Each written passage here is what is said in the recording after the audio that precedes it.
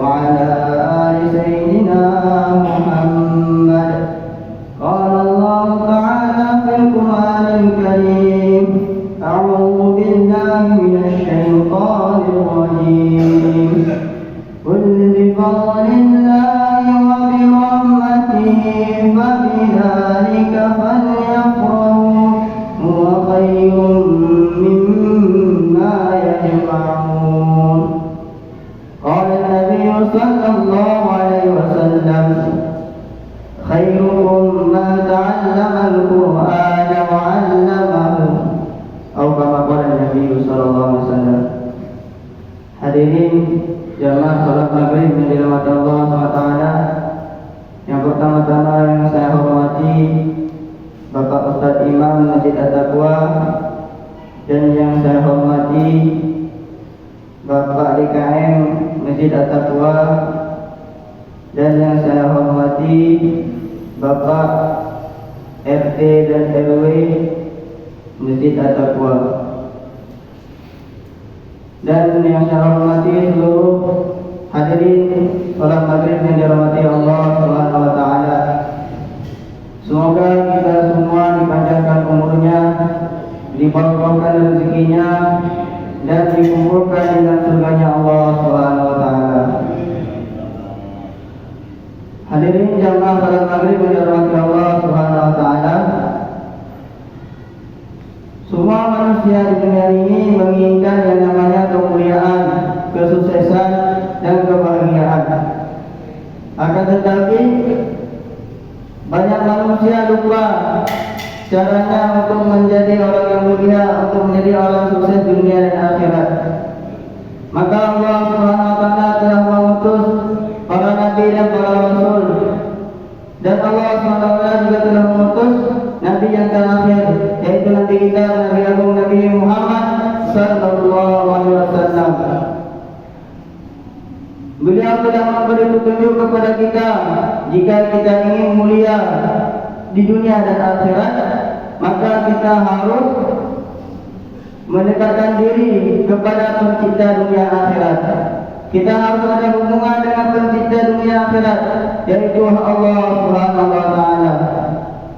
Hadirin jamaah dirahmati Allah SWT, Allah SWT meletakkan kemuliaan manusia ini hanya dalam bertakwa kepada Allah Subhanahu wa taala. Allah berfirman dalam Al-Qur'an: "Inna akramakum 'indallahi atqakum." Sesungguhnya orang yang paling mulia di sisiku adalah orang yang paling takwa. Hadirin jamaah dirahmati Allah Subhanahu wa taala, takwa itu apa hadirin? Yaitu mengikuti, mentaati, mengerjakan seluruh perintah Allah Subhanahu wa taala dan meninggalkan seluruh larangannya Allah Subhanahu wa taala. Dan orang takwa ini hadirin juga punya masalah hadirin. Semua manusia di dunia ini punya masalah, karena memang dunia ini tempat ujian. Ad-dunya darul imtihan. Dunia ini tempat ujian. Semua manusia di dunia ini punya ujian dan punya masalah. Akan tetapi jika kita ingin bertakwa kepada Allah Subhanahu wa taala, maka Allah Subhanahu wa taala akan memberi jalan keluar dari masalah-masalah yang Allah berikan kepada kita. Allah berfirman dalam Al-Quran surat At-Talaq ayat ketiga: "Wa man yattaqillaha yaj'al lahu makhraja wa yarzuqhu min haitsu la yahtasib."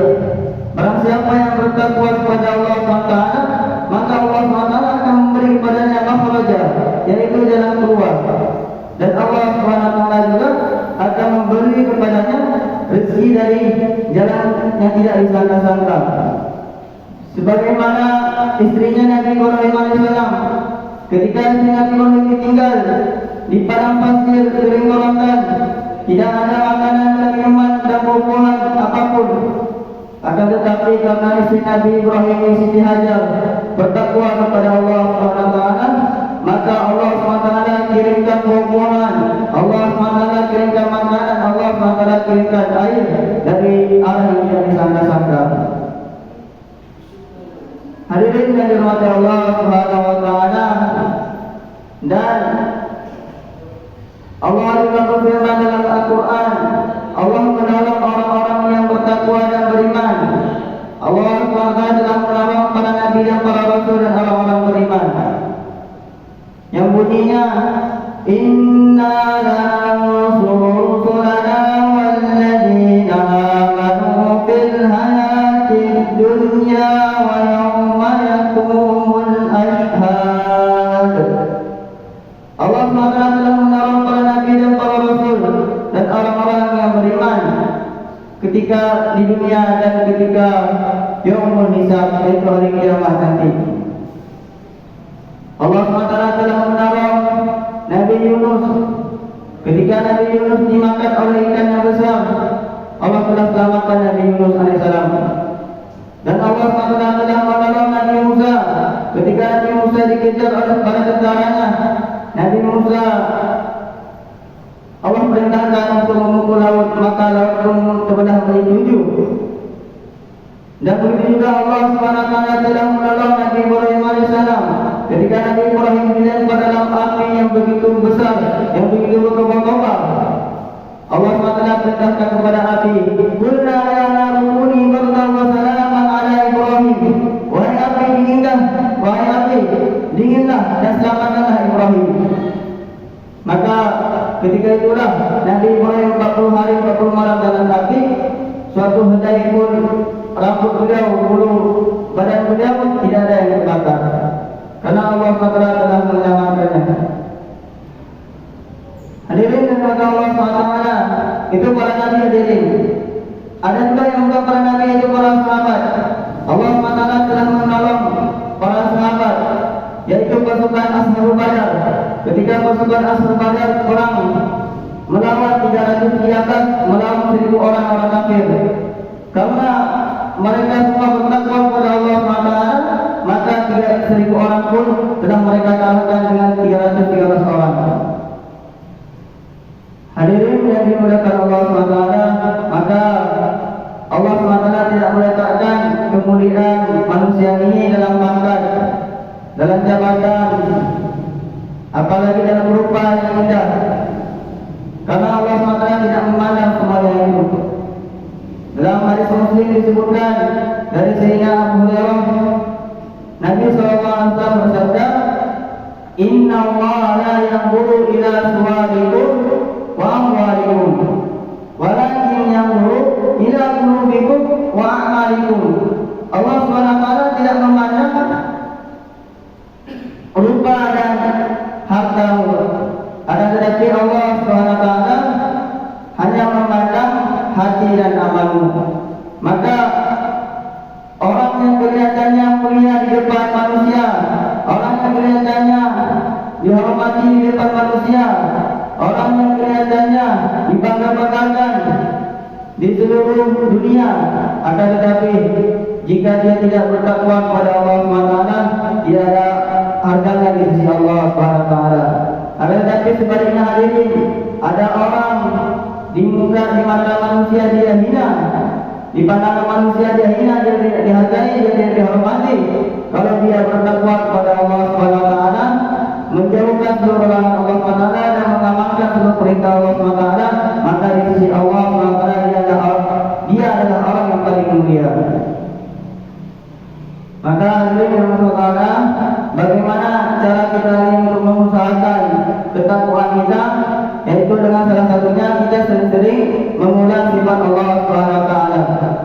Allah SWT Al-Basir, Allah SWT Maha Melihat, Allah SWT Al-Alim, Allah SWT Maha Mengetahui, Allah SWT As-Sami', Allah SWT Maha Mendengar.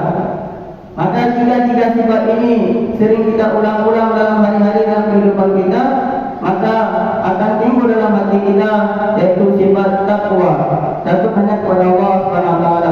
Ketika kita ingin berbuat maksiat, kita ingat Allah SWT mengetahui, Allah SWT melihat, maka kita pun tidak ingin berbuat maksiat.